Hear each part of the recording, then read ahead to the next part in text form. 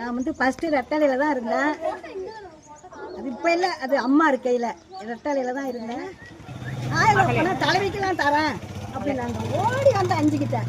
அஞ்சு என்ன அஞ்சு 1000 ரூபா பணம் தரேன்னு சொல்கிறாங்களே என்ன அஞ்சுன்னா, ஆமாத்த அப்படின்னு சொல்லி விவரம் சொல்லி எனக்கு ஒரு பேப்பர் அது இது எல்லாம் எடுத்துடுவான்னு சொன்னிச்சு. எல்லாம் எடுத்தாந்து கொடுத்தேன், எனக்கு எழுதி கொடுத்துச்சு. இன்ன வரைக்கும் இந்த 1000 ரூபா பணம் வாங்குறேன், எனக்கு அது போதும். அப்புறம் வந்து 100 நாள் காசு வாங்குறேன், 1000 ரூபா பணம் வாங்குறேன், இதில் ரேஷன் கடையில் அரிசி வாங்குறேன், வச்சு அதை வச்சு என் காலம் ஓடிக்கிட்டு இருக்கு, ஒன்றும் பிரச்சனையே இல்லை. அதோட பெருசு என்னன்னு கேட்டீங்கன்னா, இப்போ நான் 10 நாளைக்கு முன்னாடி தூங்கி ஏந்திரிக்கிறேன். திடீர்னு சாலின்னு சொல்கிறாரு 6 மணிக்கெல்லாம் 5000 ரூபா பணம்.